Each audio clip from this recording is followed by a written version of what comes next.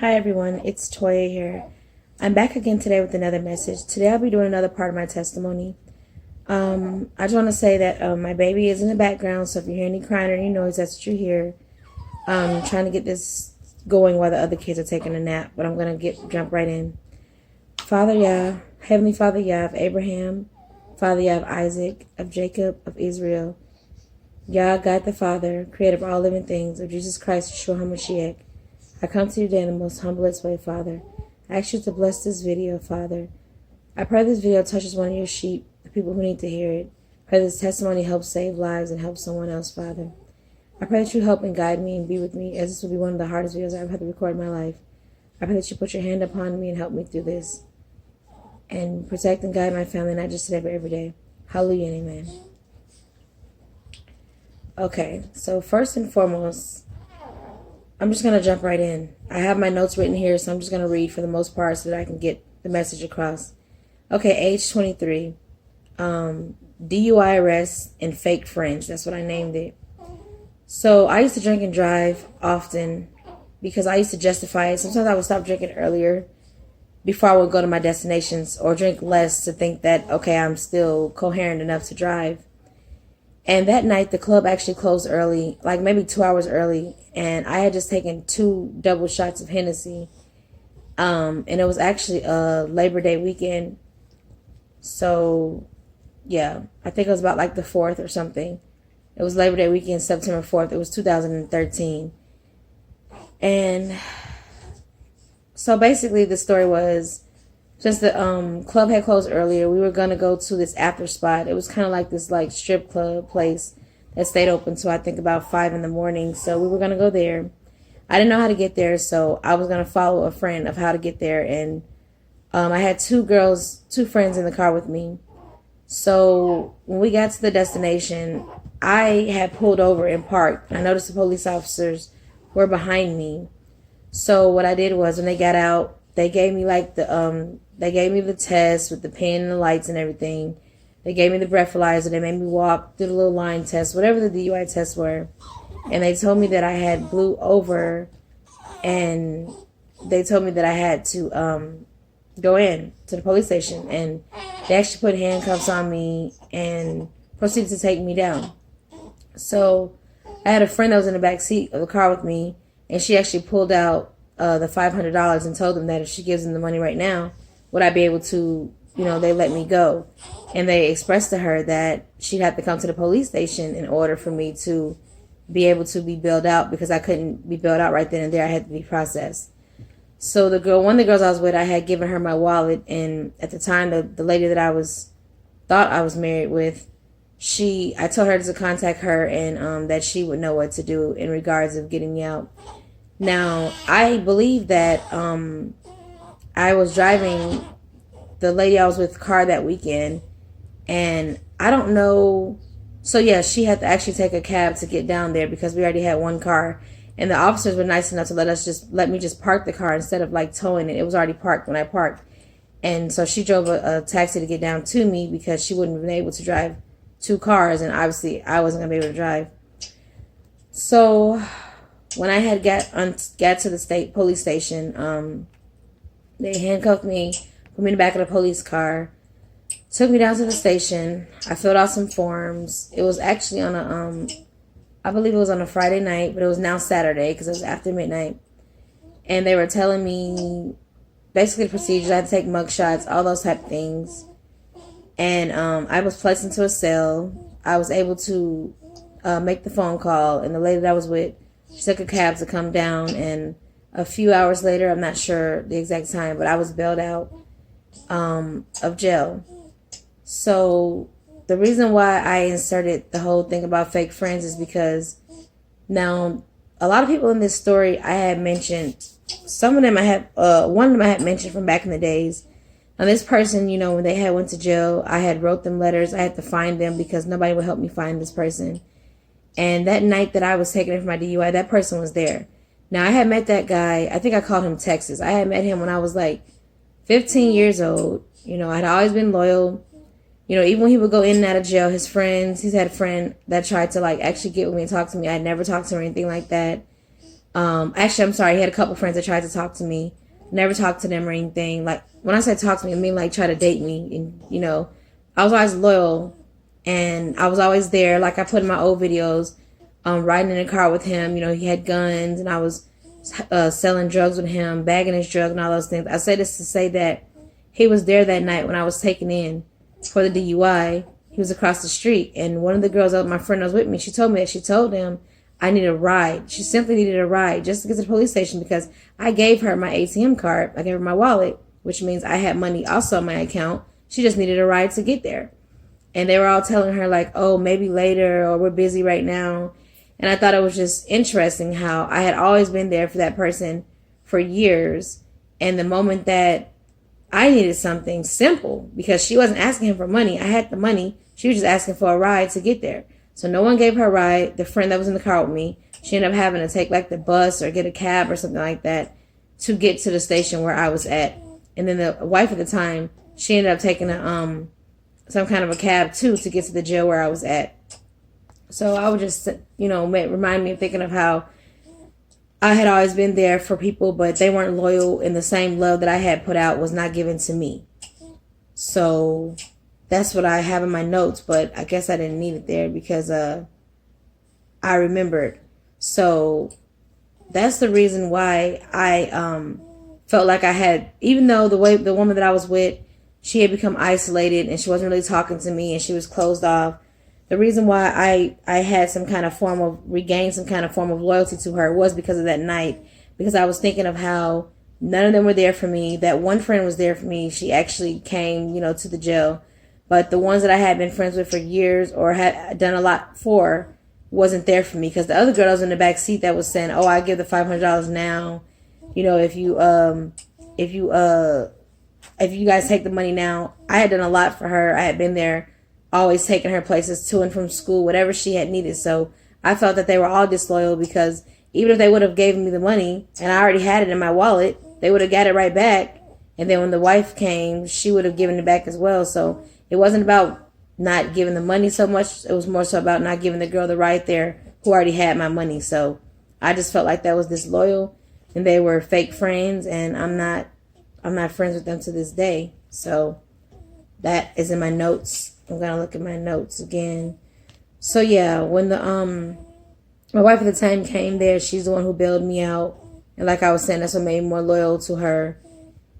And all those things like that.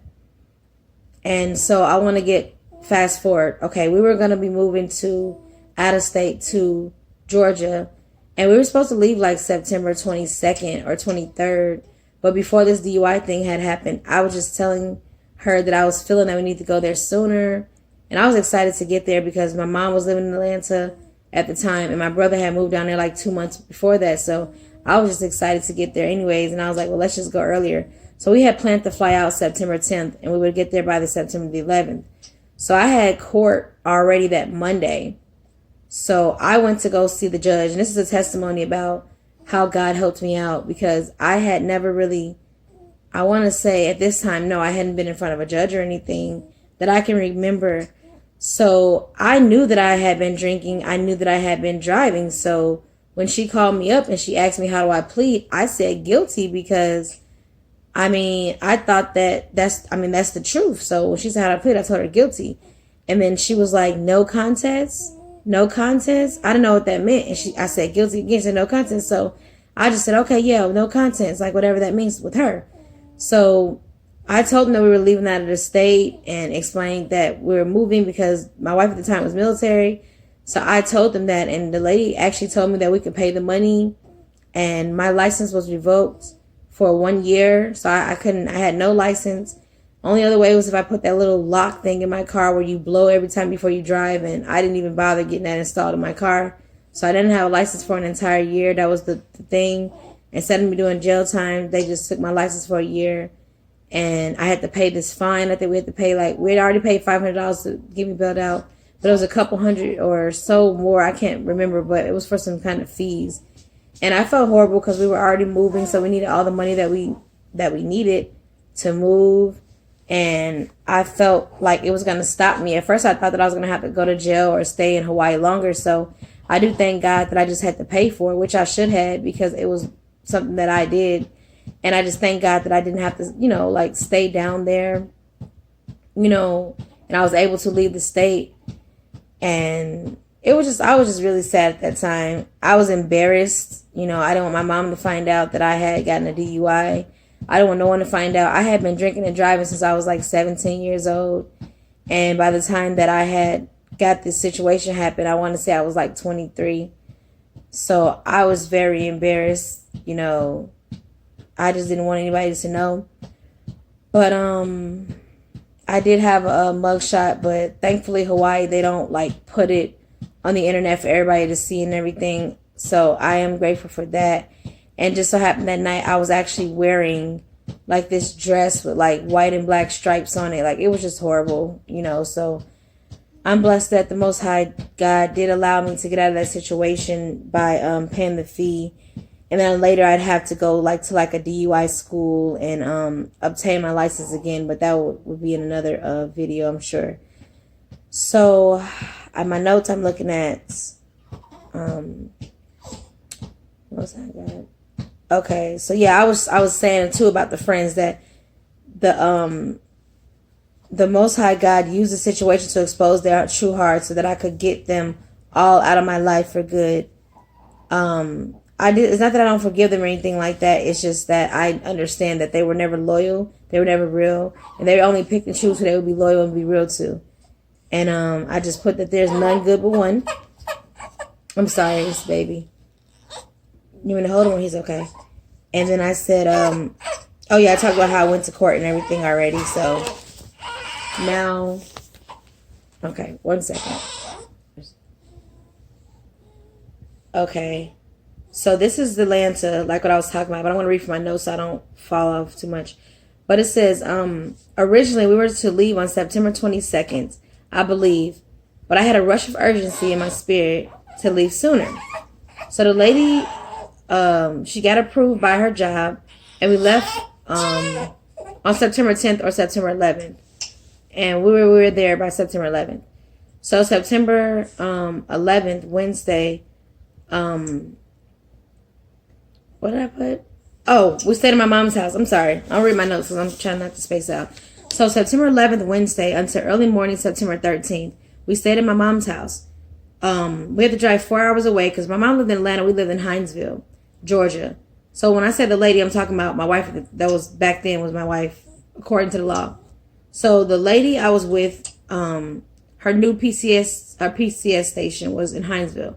So she had to secure a place to stay, to live in before, I think before like the 20th or 30th or something like that. So basically by us getting there early, September 10th and 11th, we stayed at my mom's house for 2 days. We flew into Atlanta and we got the cars shipped up there. So what we're going to do is we stayed for a couple of days. Then we were going to go to Hinesville, find us a house, and then come back the following weekend to hang out with them. But they only had a certain amount of days to find a house because she had to start work, towards the end of the month. So I do remember at that time when I went to Atlanta, my brother was there, my mom's. I remember my brother, he was sad before I left. I remember him asking me why I was leaving. I remember when I spent the night for those 2 nights, I remember him asking me why I was leaving. Like, oh, why are you leaving? You should stay a little longer, And I remember telling him that we had to secure a place, but we were coming back on the weekend. So when I had seen him, I think it was like it was like a weekday, but we had left, I think like on a Thursday or Friday, and we were going to come back that following weekend. So I was telling him we weren't leaving for long. We were just leaving to secure the place and come back. He's like, oh, okay, that's cool. So, I had hung out with him and everything. And then, of course, I would know that when he was asking me all that stuff, I wrote down, how was I to know that I'd never see him alive again? So the last day we spent together, Atlanta. This is crazy. This is crazy. So in Atlanta, there's something called an underground mall. So we had went to this barbershop my brother was going to, because he was new out there. He was showing me the barbershop. all the people he liked in the shop, like the guys that he was getting his hair cut by, how they were nice, and he was introducing me around everybody. And I was like, you know, I was seeing how he was such a light. Like, everybody was lit up and bright, you know, being brightened up by what he was saying. And they was excited to meet me. And they was saying how he talked about me. And I was telling, you know, he liked it out here. He liked the people. So I remember he had asked me for a couple cents. He had $1. He was trying to ask for a couple cents. And he went to go buy some strawberry grandma's cookies. And he was telling me to have some. I was like, no, you have them. Enjoy it. Then I'll just eat something with me. So I ate something with him. This is crazy. So this is the last time that I spent with him. And he, that's what we did. We went to the mall. I let him drive my car. He wanted to drive. Of course, I didn't know, you know, but this is just how we were. I let him drive my car. We like hung out that whole day at the mall together, and we just spent time. And the last time I heard my brother's voice was on Saturday. Wait. Saturday, I believe. I don't know the date, but I believe it was September 14th, 2013. But I know it was a Saturday. And we had on Saturday, we were going to look for places. You know, I don't know if you know, but people who search for houses and places. Sorry, my storage space ran out. So that was the last day that my brother and I spent together. So on Saturday, September 14th, that's the last time I heard my brother's voice. Because what happened was, on Saturday, we were house hunting still. We were trying to hurry up and find something so that we can go back the following weekend to Atlanta. And what we did was, we were looking for things. And on Saturdays, the housing places typically close early. So it was like 3 houses we had to look at. And we were new to Hinesville. We didn't know anything about anything. And they were calling. And, the place was about to close. So we're riding around trying to get to every place. I'm using the navigation on my phone. We had one of these little cheap chargers from the gas station, like chargers for our cell phones. My phone is dying, and we're almost at the house trying to go look at the house. I'm using my phone for the navigation for the address, you know, so that we can check out the house and give them the keys back. And my brother called me. I remember him just, like he always does, asking me what I was doing and what I was up to. And I told him that I'd call him back because we were in the middle of using my phone for the navigation for the house and everything. He's like, oh, okay, no problem. That's cool. It was like Saturday. And that's what we did. I had talked to him.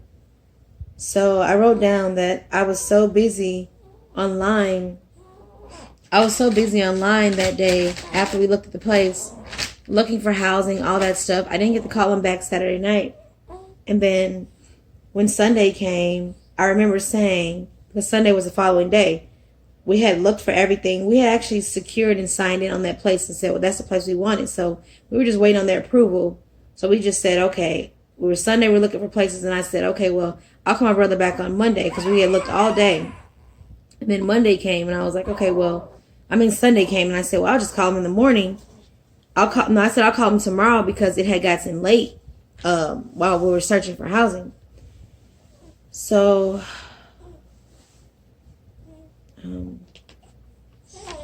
when Monday came, you know, the day that I was going to call him, like, I got a call first. So I wrote down the worst call of my life. I don't need notes for this, but when things are hard for me, I space out. Like, you can probably tell this video is a little bit spacey. So I will keep the notes just to keep me on track.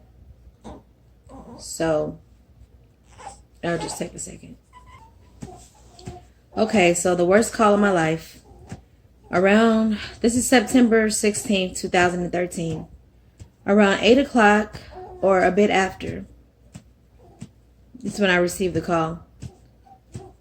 I'm just looking at the little points I jotted down so that I don't drift off too much. So it was in the morning time. I was at a hotel.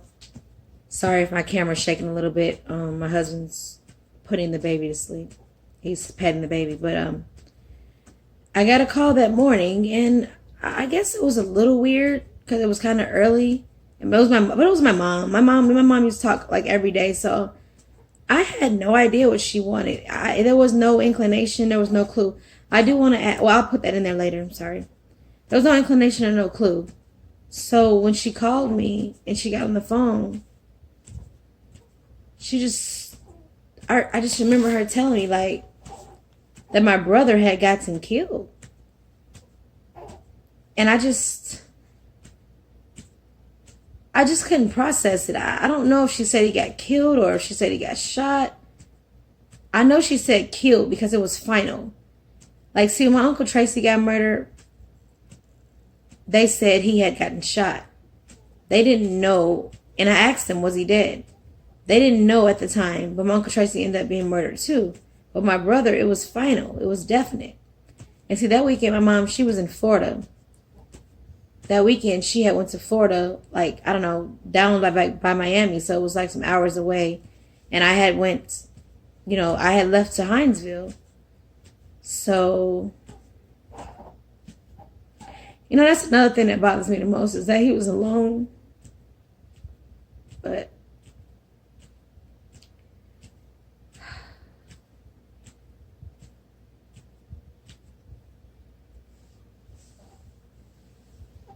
I had got the call and it just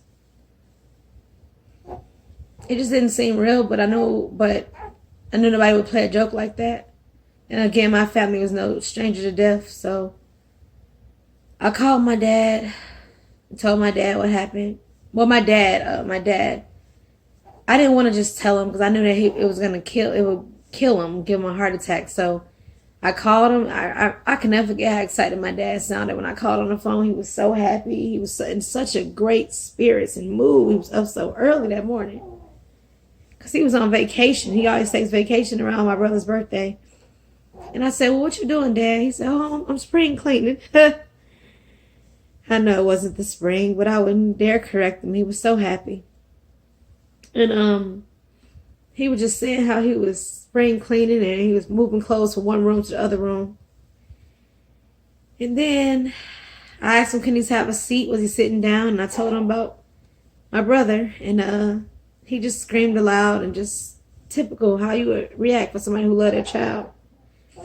But I know by now everybody's wondering what happened. But, we're from the south side of Chicago. But my brother was not murdered on the south side of Chicago. He was actually murdered in Georgia. It wasn't Atlanta. It was right outside, right next to Atlanta. I can't think of the name. I don't know if it was like Fulton or something. I'm not sure.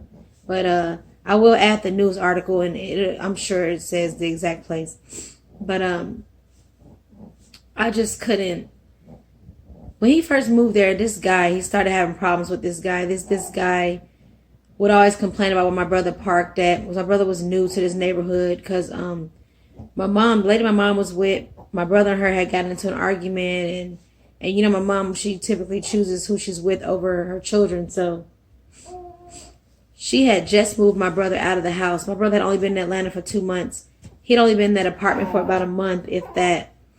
And the lady didn't want my brother there after they had their little argument. So my mother rushed and found him in a place to live. I guess it wasn't the best neighborhood. And he was living over there for about a month. He had been there so new that he still had furniture. When I went to go pack out his house, because yes, after the funeral, I went inside and packed my brother's house out. My mother stayed in the car. I went inside, and the lady at the time that I was with, we went inside and we packed out my brother's entire house. And that was one of the hardest things I had to do because it was like everything, everywhere was his. And everything was just so untouched. Like, my brother was so neat and clean. So his room was so clean. Everything was just so perfect. And I just kept feeling like he was going to come back. I kept feeling like he was going to come through that door and just surprise me. And just tell me this was just all fake. But I didn't see him. He never came. So that was hard. It was so hard. It was so hard packing his house up. And it was such a rush because I had to, after the funeral, it was just like, my mom is always in a rush with everything she does. So it's like, it was kind of like right after the funeral. Like she was just saying how he had the people, they would say how he had to have his stuff out. It wasn't even her fault because the people at the complex gave him like less than 30 days for his place to be cleaned out, even though he was murdered. So we had to rush back from Chicago and to pack his house out and all that stuff. But I know I'm jumping around, but I mean, it's to be understood. So my brother was murdered. The man was having problems with my brother over a parking space. My brother, first of all, the parking spaces were not assigned. The guy just felt like, I've been living here, I want to park here. So my brother had given his life to God, which I mentioned in another video. He had given his life to God. He was following God. He was changing his ways. So he didn't want to fight with the man. So he started parking somewhere else. So the man started messing with him about that spot. Then my brother come out one day and his tires are flattened, which we knew was the guy. So my brother did the right thing. He reported him to the housing people because he didn't want any problems. And this man was like 40 something years old. My brother's like 26 at the time, but he had just turned 27 before he was murdered. So my brother's like, I don't want any drama. So the man tried to pretend it wasn't him. He tried to befriend my brother. So my brother to come over and they played the game together. So my brother thought, okay, maybe the guy's okay with me now. Maybe the guy just had a rough start with me because I'm new here. So my brother thinking everything's okay because the guy didn't admit to flattening his tires. And the guy told him that he was cool with them. Let's play the game. So my brother thinks everything is over, you know. So on September 16th, that morning, about 7 something, all the kids were outside, not too far. They were at the bus stop because they had to go to school. It was a Monday morning. And my brother's, the person he was dating, he was taking her, walking her to her car because I guess she was to go to work. And the man was outside and he was saying like, why is she here? Why is she parked here? I don't like y'all here. It became an argument. But my brother did not argue back with the guy. He was tired. It was in the morning and he was thinking I thought we were cool. So he was just like, I'm not going to argue with you. I'm going back in the house.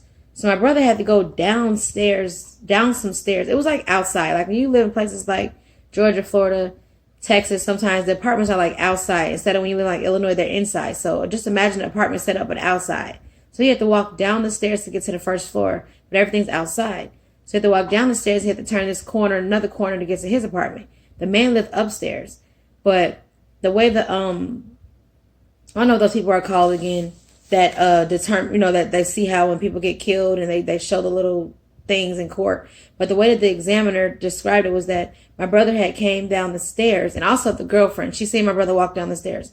My brother walked down the stairs. He turned the corner and turned it again. And when he turned, the man was standing right there, blocking my brother so he couldn't get, before my brother gets to his house. My brother had a hole in his hand when he got shot. So it showed as if he was surprised when he turned the corner. He put his hand up because the guy had a gun. And the guy shot my brother 18 times with a 9mm. And my brother died on the scene. So my brother was laying on the ground for hours because my mom called my brother's cell phone. Well, actually, my mother knew a friend that lived in that complex. And I have a cousin that lives down there. So my cousin had heard about it because people knew that he was my cousin, that they were cousins. And my mother got a phone call from one of them. And when my mom called my brother's cell phone and the police answered it because it said mom on it. And they let her know that my brother was dead. He was gone. He was laying on the ground. I guess they were waiting on the people to come determine, I don't know, death or whatever, because he was down there for a while, for a couple hours, I believe. So, yeah, my brother got murdered. Only sibling, same mom, same dad. We were 3 years apart, 3 years and 3 months and 4 days. And that's what happened with my brother. So, I mean, people don't understand why I won't let a lot of people in, why people can't get close to me. I mean, you never know what somebody's going through or have went through. And this is something I struggle with every single day. You can ask my husband. We talk about my brother every single day. I try to tell jokes about him, but I am in real pain. I talk about it every single day. And just because I'm not going to cry every single day doesn't mean on the inside that I'm not being basically eaten up alive. Everybody don't cry. So if you ever see a testimony with somebody, just because they're not crying or they're not falling on the floor does not mean they're lying about the pain they're in. We all deal and process things differently. So don't look for somebody to act a certain way to determine their testimonies because you'll never find it. People cope differently. Some people have never been through anything, so they can't really say what it's like for somebody who's been through real pain. Most of us do not even cry because we are so used to pain that we have taught ourselves not to cry as a defense mechanism to try to protect ourselves, because some of us know that no matter how much we cry, it's not going to change the situation. It's not going to bring that person back. And some of us just don't express ourselves that way. I express myself through writing, and there's just a lot of other things I do. But I was actually really hurt when it came to my brother's funeral arrangements. Now, sorry. My brother's funeral arrangements, my mom, at the time she believed she was married to a woman, and my mom, she wasn't allowing any of my dad's side of the family to help with the funeral arrangements. They were calling, can they help do this, can they help do that?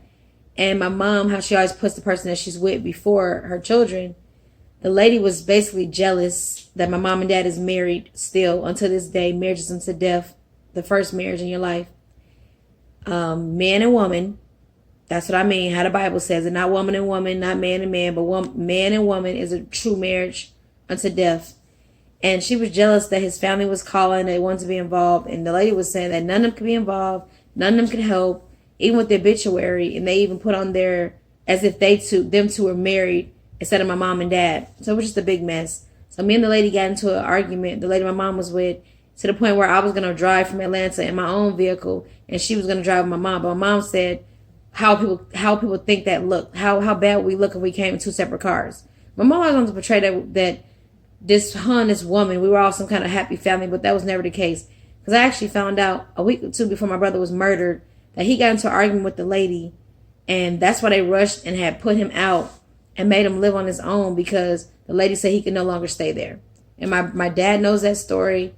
This girl, I don't want to say her name, that my brother was really close with her for a lot of years. They know that story. And also I found out that story back then too, that my brother had been in an argument with the lady, just like I had been in an argument with the lady, and I got kicked out onto the street, which you guys will see later on in my further testimonies. Kicked out when I was 9 months pregnant. So I believe it. And my mother will always choose the person she's with dating side over her children and family. So I believe it. So after the funeral arrangements, all that stuff, that just made me more upset, more hurt that my family's being pushed out. My mother, she threw a repast after the funeral, but I didn't get to see my family because she threw it at a bar, repast at a bar, so nobody could come unless they were 21 and up. So I was begging her to do it at a church. I begged her to do it at a hall or community center, but she kept saying, no one's paying but me. I kept telling her we can all chip in, we can all cook. She didn't want to hear anything I had to say, so that's where we had it at. Moving along. So now when I was back in Georgia with this lady that I was so-called married to, it was lack of love and support. My brother was just murdered, just gunned down. It was almost like she didn't care. The same way she was when she was in Hawaii, how she was avoiding me, rejecting me, or how she started doing those things. It was the same way. I still didn't have any support. She still wasn't really showing any love. I mean, yes, she came to the funeral. Yes, she tried to be there just a little bit. But when I got back to Georgia in Hinesville, I was back in that house again. Mind you, I had just lost my license from the DUI for a year. So now I'm sitting in there. I have to depend on her to take me places. I don't have my license anymore. And I was afraid to risk driving without a license. I was afraid of more of the consequences. So now I'm depending on her. So I'm in the house most of the time by myself in these walls. I'm thinking maybe I should stop drinking and smoking because I don't want to be more hurt thinking about my brother while I'm drunk. So I was like, okay, maybe I should stop that. And I was trying my best to do the best that I could do, but she wasn't supporting me, wasn't showing me love. It was just almost like she just didn't have feelings or didn't have a heart, or she didn't care. So I was getting more depressed. I'm having suicidal thoughts now, like I should just take my life. Like my brother's gone. I want to go be with him. I don't want to be here. I just need some kind of love because I just hated my life. I hated myself. Like all the pain I had been through already. If y'all listen to my other testimonies, that pain was building on top of this pain. But this pain is a pain that was foreign to me. I had never felt this way. I felt like I died. And the thing about it is, the reason why we were supposed to come September 22nd, but the reason why I ended up rushing and saying let's go to 10th is because I was laying in my bed one night and I kept feeling death upon me. I felt like I was going to die, or somebody, I didn't know why I felt deaf.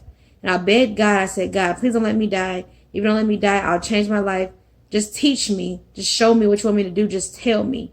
And that was a couple of weeks before I actually saw my brother. So the death feeling I was feeling wasn't from me, but my brother. It was kind of preparing me, but I had no idea. We were that close, my brother and I, that I felt his death coming.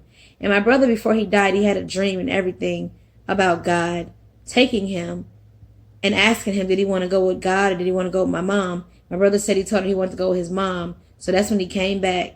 He was alive, and I guess that's how I got to see him before he died. So God prepared my brother, and I feel like he let me know death was coming. I just didn't know to whom. I thought it was to me. But yeah, I had lack of love and support. Like, I just wanted to kill myself. It was just like, okay, my brother just got murdered. You know, all the other things that I had been through, but it was just kind of like, screw you, who cares? Like, that's how I felt. It was just like, she was just so cold-hearted. Like, she didn't care about me. So now I'm trying to battle this. So what I do, ended up finding yoga. I had a friend that I seen from school. No, I'm not promoting yoga. I know that yoga is not of God. I will give my yoga testimony probably in the next video. But I started doing yoga. I started working out, eating healthy. Not yet. I'm sorry. When I was looking for that lack of love, I did take a trip to where my best friend at the time lived in Texas. And I was doing the same old thing, drowning my pain. Then I drank alcohol for like 2 weeks straight that I was there with her. We drank every single day, alcohol every single day, and partied.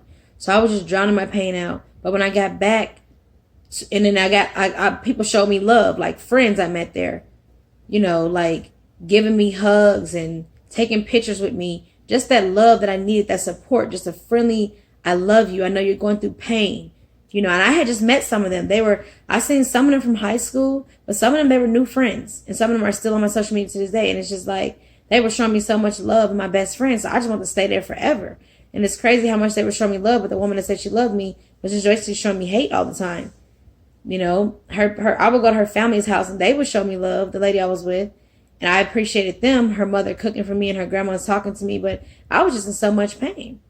So when I came back from Texas, it was just like the same way. Isolation, being sad, being alone, being by myself. I didn't want to deal with that, you know. So I was trying to find a way. I was too afraid to take my life because I didn't want to actually do it, but I did. I wanted not to exist. I wish someone else did it. Like, maybe I should jump in front of a car. Just do something. Just make it quickly. Take some pills, you know. I just could not live this life without my brother being here and all the things that I had already been through. My brother was the joy. Talking to him on the phone day and night. He was so funny. He was just amazing. If you know him, you knew how he was. I don't even have to tell you. I don't have to boost him up or say anything because his boost is, God made him that way. God boosted him up. So I don't really have to say much about him. But I see I have in my notes too. Right, my notes right here. I felt like I had died too. I didn't even have to look down on my notes to say that because that's how I felt. Like I felt like a part of me was dead. Like, my brother and I were not twins. Well, we looked alike. But I'm talking about as far as being born at the same time. But I know how twins have a connection, but I felt like we had a connection like that because I got the death feeling before he died. And then the night before he died, in my hotel room, this light like flickered. It almost like malfunctioned, this lamp. So I got kind of clues that something was going on in the spiritual realm. And I just felt like my soul was ripped out of my body and twisted in half and just hammered upon and then put back in me. Like, I felt like I was dead too. Like, I was very confused. So, you know, the guy who murdered my brother, he fled the scene. My brother was murdered September 16, 2013. They couldn't find him, but he got caught around my birthday in December, around the beginning, in December of 2013. So he was on the run for about 3 months. And he got caught because on Thanksgiving, he had went back to his, to eat family dinner with his family. And he had young children, I don't know, about 4 or 5. So the little boy went back to school. They said he was acting funny. He was acting different. And he drew a picture at school of his family. And the teacher said, "Who's that?" And she said, I believe it was a little boy. "Oh, it's my dad, my mom," you know, naming everybody. And she says, "You saw your dad?" And he says, "Yeah, I seen my dad," and told her. So I don't know who that teacher is. And I may never know that teacher.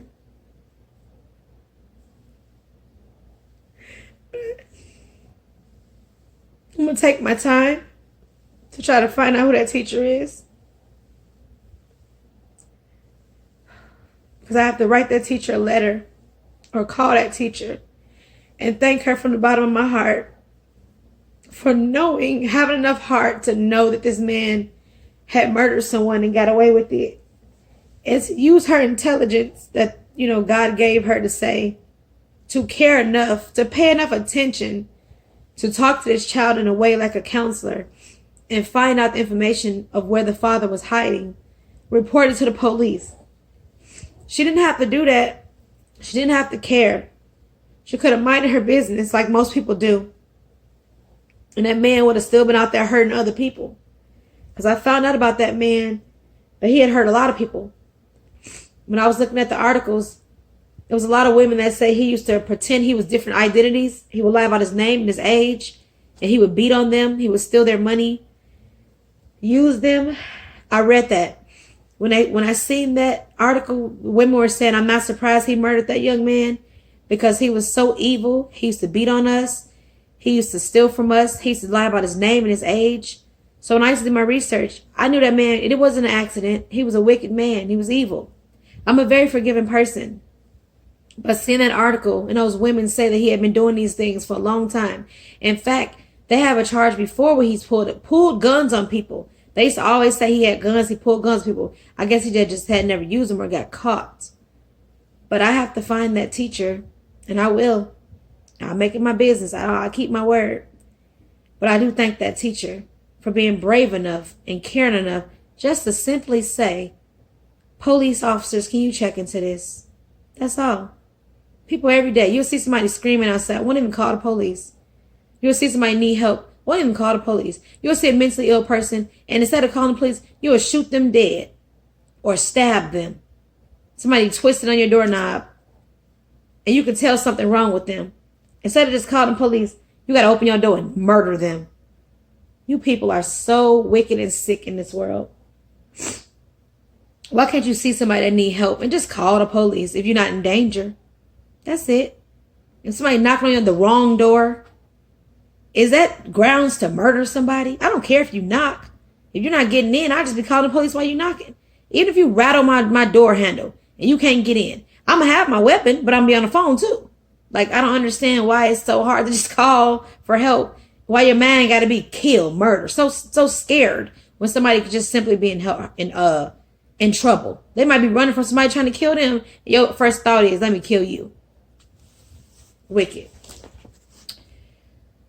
So yeah, I am going to end this video. Well, actually, no. I'm just going to take a break. I'm going to take a break. Thank you. Okay, so I'm at age 24 now. It says after my brother's murderer. And I was just saying how the lady didn't seem to care, didn't like really comfort me.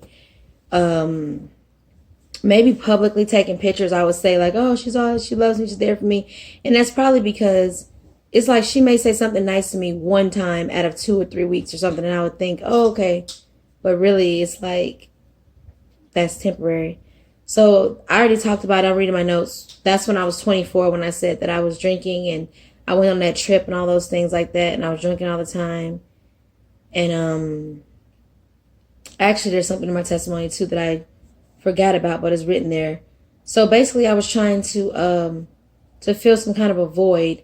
And the lady that I was with, she was talking to me and we were talking about, oh, we should have a baby and stuff like that. So trying to fill a void because we weren't happy at all together. And I definitely wasn't happy after my brother died. So at that time, I wasn't diagnosed yet with the mental illness I have. But now looking back, I understand why I agreed to do certain things or thought to do certain things is because of my mental illness. But at first we were just trying to do unnatural ways of having babies. And it would just be like random stranger. I put like military man though, because I guess in my mind I always thought, oh, well, we'll be safe because they're military type thing like that. And I have to put this in the testimony, which I didn't want to, but I have to because it's a testimony in itself, because God protected me from pregnancy and all diseases. And you'll later on see why this is so important in my testimony and my further videos, that I was at first just I don't even know how to put this in any words that can be more clear. At first we were just taking like the semen and inserting it, but then I began to allow these military men to sleep with me to try to impregnate me. And that's just, like I said, after my brother died, I just really didn't, I don't know, my mind was just everywhere. So, but you'll see later why that story makes sense. But when my brother was alive and we tried that, it was just the inserting thing. But after my brother, I just didn't care about my life, period. And you'll see why as I continue to go. This story will make more sense as I continue to go on. This was out of place. The place I put it in, you'll see the time in my life when I was doing this, but it's just, it needs to be in there because it's going to make sense later. So let's see where I am in my notes now. Yeah, because I had saw a surgeon and everything back then. And the surgeon told me that I was young, I was perfectly healthy, and I should be able to have kids with no problem at all. So this all will make sense later. So I just had to put it in there. So I put in here, I did not care. I felt numb. And the lady I was with, she was so cold to me and things like that. So I guess I thought that if we had a baby, she'd treat me better. She'd love me, or she'd care about me, because I seen when she was with kids, she always seemed to love kids and she was nice to them. Like, she could be herself. So I thought, well, if we had a kid in the house, maybe she'd be nice to me. Maybe I have that love and have that void filled. So I was that desperate, hated myself, didn't love myself, such low self-esteem that I would have risked my own life and put myself in danger, done anything just to try to have somebody care about me. Pretty pathetic, right? Yeah, I know. So next, I started working out. And like I said, I started working out, eating healthy. I was just trying to avoid what I was going through and block out what was happening with my brother. I didn't want to cry every day. I didn't want to just sit around. So I was like, well, what can I do to block this out? I knew I've always blocked out my pain. So I said, I have an idea. So I started working out. I started becoming a pescatarian lifestyle, which at the time, before I knew about certain seafoods being abominations, I was eating like just seafoods and working out and like just eating the best way I could. And I was in the best, healthiest shape of my life as far as like working out and eating less. So, and I was doing yoga because I didn't know about it. So I was thinking life was great. And I was also in college online, still pursuing my degree. So then one day I just started getting spacey. Like, I couldn't remember anything and I couldn't get my work done. I used to get my papers done like in an hour or two. That was just typical. So I noticed I was doing my paper for like 8 hours and I'm like, what is going on? This is not normal. I was noticing that I was sleeping less and just that I had so much energy. I thought it was just from working out because online said it's from working out. So I'm trying to figure out why I have all this energy and I can't sleep, but I felt the best I've ever felt in my entire life. So much energy. I can do so many things at once. I was doing yoga. I was starting to play the instruments. I was singing. I was dancing. And I was like, yes, I'm alive again. After feeling like I want to commit suicide and all these things about my brother. So I'm like, I'm finally alive. I was so happy. So then after that, I started to go see a doctor because I said I can't sleep. Went to the emergency room. They told me that they couldn't get me into any psychologist or anything because they had a waiting list.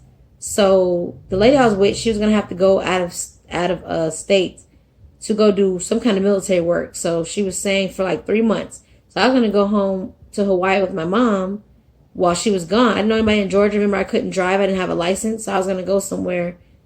I mean, her family was out there, but I wanted to go with my own mom or whatever because I was thinking I didn't want to be a burden to anybody. And I know my mom's, I would just go back to my Hawaii friends. So I said, this is great.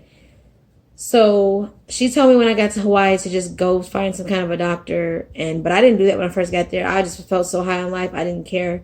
I just wanted to just keep being this. I hadn't felt happy since my brother died. So I wanted to keep this feeling alive. So when I got to Hawaii shortly after, I was trying to talk to my mom. I had a message from my mom from God. And the lady that she was going to hear it. And basically, she basically was telling me like she wanted me to get out. Like, they kicked me out in the middle of the night. I had nowhere to go. And I did have that one friend that really I don't call a friend, but that betrayed me. That didn't bail me out of jail. But she had been to my mom's house before because my mom was friends with her.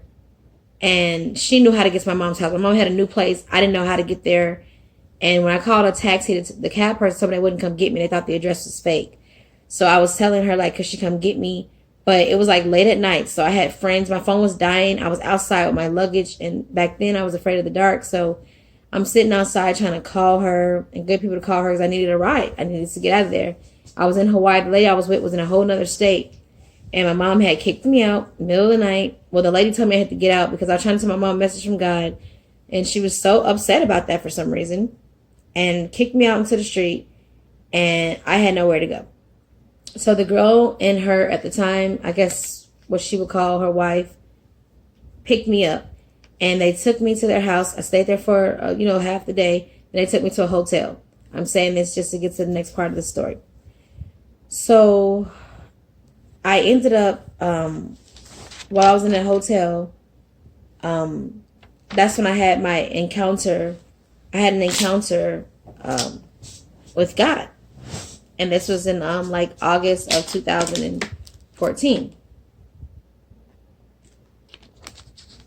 So I was still staying up a lot, but I did get some sleep. I finally was comfortable. I was peaceful when I was in that hotel. I was actually very comfortable and very peaceable. And I enjoyed that alone time. I needed it. I needed that space. I wasn't really grieving over my brother. I was blocking it out. And I just needed that alone time. And I wrote down in my notes, I did not deny God. So I don't really share much of my time with God when he visited me. That's my personal thing. So I don't talk about what he told me personally, but I will say my husband knows, and things have come to pass that he has told me. I don't share much, but the only thing the little part that I do share is about, some of my children, some of them.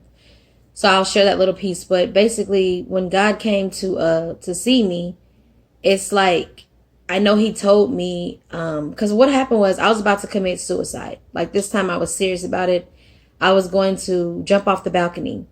I was done with life because I started getting really depressed. I guess the death of my brother and all the things I had been through just came flooding to me about how horrible I was. My father was angry with me, and I knew my father in heaven is who the voice I was hearing. It was actually the devil, talking to me. I didn't know that back then, but I know now. He was telling me every bad thing that had ever happened to me. He reminded me of it. I'm a failure. I'm a loser.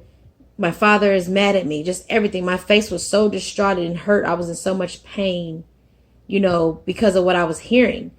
And I was like, I'm going to jump off the balcony, and I had no one to call. So I was thinking, I called somebody who never answered their phone because I was telling myself that they wasn't going to answer and I was just going to kill myself. The person ended up answering. So I kept my word, like, okay, I'm not going to go outside and do it because the phone was answered. So what I did was, and I called a person who would never answer because I was like, okay, no answer, jump off the balcony. So I know it was God.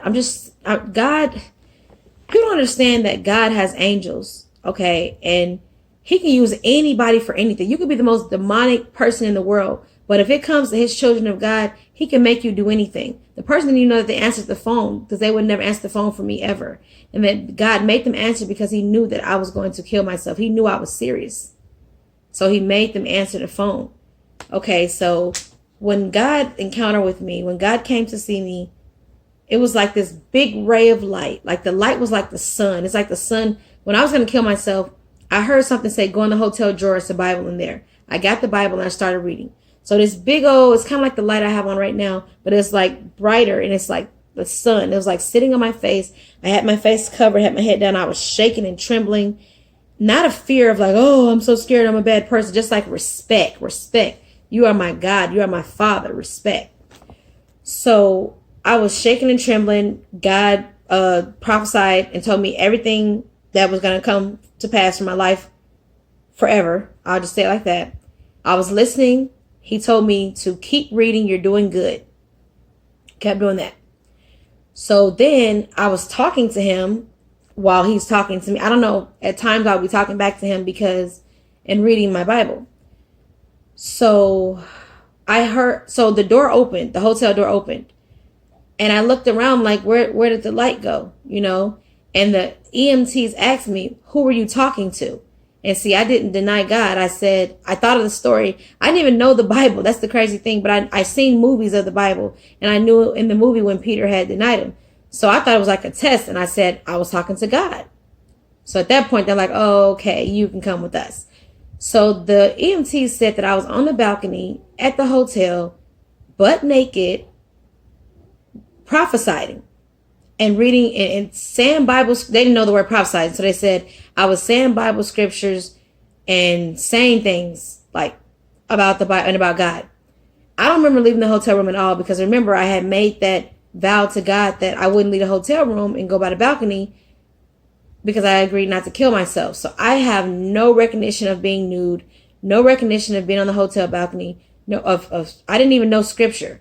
Only thing I knew was like little Sunday school stuff. I seen some Bible movies before, but I didn't read the Bible before, just the scripture here or there, wherever the pastor would say turn in the Bible. So I knew that the Holy Spirit must have been speaking through me, but I didn't deny God. So then after that, they told me, when I told them I was talking to God, they said, come with us. They took me to the psych ward. Took me to the psych ward August 2014. Then that's when they had diagnosed me with bipolar, schizophrenia, like anxiety, and a few more other things. And I started, I had gotten on medication. So I'm looking at my notes. So I had get back home. Nothing really changed. Then the lady I was with ended up having to go back to school again. So in December that year, I was taken back to the psych ward again. Basically same old stuff. But this time around in the psych ward, I was actually raped. Not by a doctor, but it was by another patient. What happened was I dissociate too. They haven't diagnosed me yet with dissociation, but I dissociate. So I dissociated to being, it's like I became like childlike again, like it was when I was a kid, when I was raped again. And the person in there he was a lot older than me and took advantage of that and came into my room, and I was raped in the psych ward when I was in Virginia in December. So I wanted to, I'm going to be making videos over time to be talking about my bipolar and schizophrenia. The devil tries to make me embarrassed about it, but no more. I'm not going to be embarrassed about something that I can't control. That's hereditary. Because as you see, my brother was diagnosed with bipolar and schizophrenia, and so was I, and that means that there's nothing that we can do about it. And the doctors, they kind of ask history, like about my father. My father doesn't have anything written on paper, back in those days, but we're just like my father. If they want to, talk about like personality and ways, we're like my father in every way. So I'm not saying that I can't diagnose anybody, but I'm just saying that we have similarities in the way we act a lot in just certain things, certain signs and things like that. So,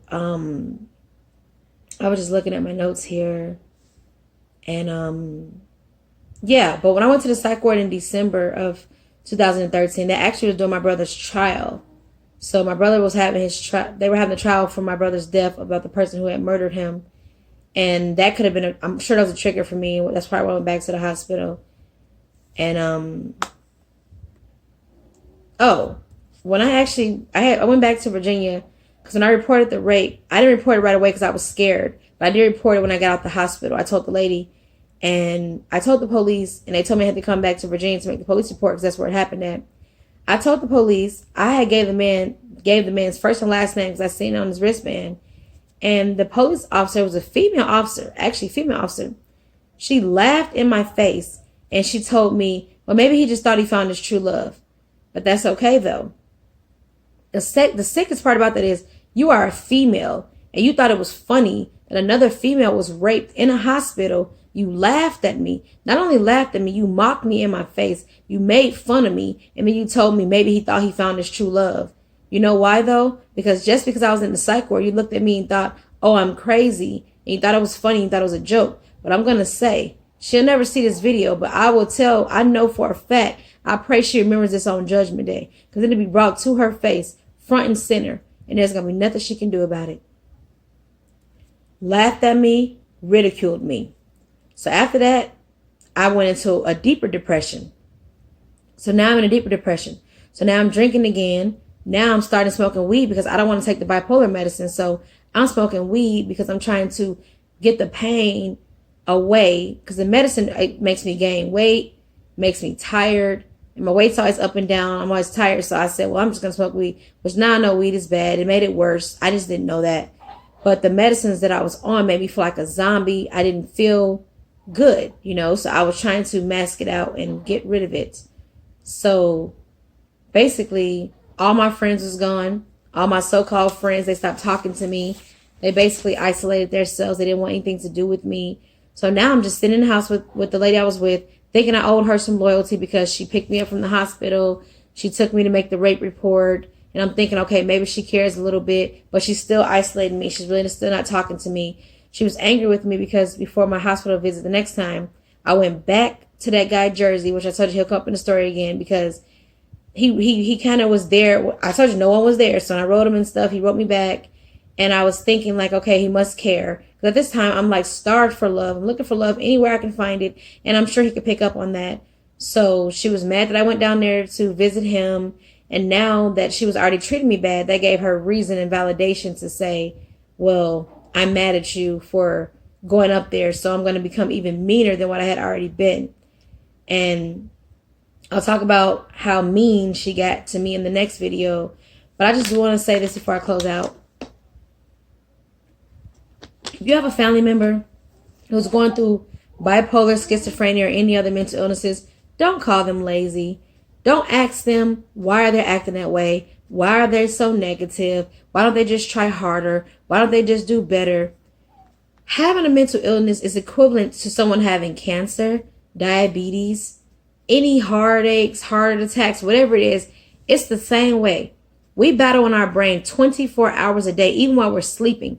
When you have schizophrenia, you don't just have to hear voices. I don't hear voices just audibly. I'm not looking around like, who's talking to me? No. They're more so internal, like hate yourself, kill yourself. You shouldn't be alive. You're a bad person. You're a horrible person. The same thing I was hearing in the hotel that day. That's the kind of things that I hear on a regular basis. And then I hear the Holy Spirit saying, you are a great person. And my husband does it every day for me. And then the Holy Spirit, you are a great person. You do need to be alive. God wants you here. So that's kind of what you hear all day long when you're schizophrenic. I don't know what these movies are showing you, what these movies are saying, but that's what a schizophrenic person hears. It's basically like you're hearing, like, give up all day long, or mostly all day, because the Holy Spirit, will give you breaks. When you're following Christ and you're of Him, He will give you breaks. That's what my mind basically does all day long. Then the bipolar part is, it's not bipolar like you see on TV. People make bipolar mean you have an attitude, one minute, next minute you don't. That's crazy. A bipolar person is, they feel things on a high level of extreme. So if you get happy, you may get to a 10. A bipolar person, when they'll go manic, they can become manic sometimes, and that's like on 1,000.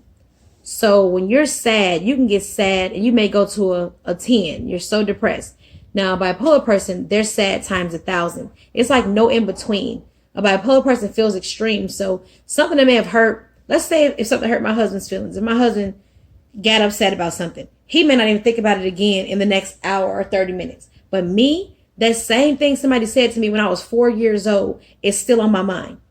So if I got my feelings hurt today, I'm going to still be thinking about this for the next month or two. Whereas he forgot about it by the time he went to go take a shower. He's like, what you talking about? And I'm like, you don't remember what happened yesterday? He's like, oh, I'm not even thinking about that no more. But see, a bipolar person, everything is extreme. Like, so my love is extreme. That explains why I got into so many situations I did, bad situations, because I love so hardcore that it's so extreme. If you bought me a Snickers bar when I was 12 years old, I'm going to think I owed you loyalty for the rest of my life because you didn't have to buy me nothing and you didn't know that I hadn't eaten in 3 days. Like, that's how my mind basically works. But I'm going to have bipolar schizophrenia series coming to help others. I'm just saying, if you know somebody and you're the caretaker of somebody who's like this, please don't do that. Educate yourself. There's videos all over YouTube. There's articles all over Google. There's support groups for bipolar, schizophrenia, all mental illness I'm talking about. That's just the ones I know about. They have support groups for all that stuff. You can go to their counseling with them. The counselor will teach you and break it down to the T. They're not faking. We're going to be like this for the rest of our lives. It's uncurable, but it's treatable. And yes, it's also a spiritual battle as well. So God will help us, but he has us this way for a reason. So don't try to fix a bipolar schizophrenic person because you can't. Because God made us this way for a reason. No, don't call them no sinners. Nobody's sitting up here sinning. That's ridiculous. Think about it in the Bible when he said, who sinned, him or his parents? He said, I gave him this person this for my glory. So don't be making nobody feel bad, you Christians at church that think y'all know something and don't even have this. I'm so sorry. But isn't it so funny though? They try to tell you some advice about a bipolar person. They're not even bipolar. Oh, they must be a sinner. How do you know? How do you know they're not righteous? Like Job. Just watch yourself. Don't talk about things that you don't know about. And like, even though my husband doesn't have it, he lives this life with me because he's with me and he takes care of me every day. So if you're not somebody's caretaker or you're not the person who has it, please don't talk about it at all. Tell them, you know what, honey, I don't know the answers. Please seek someone who has real life experience. But thank you for watching. I'm going to make more in the future. And you guys all be blessed. And yes, be blessed. Bye.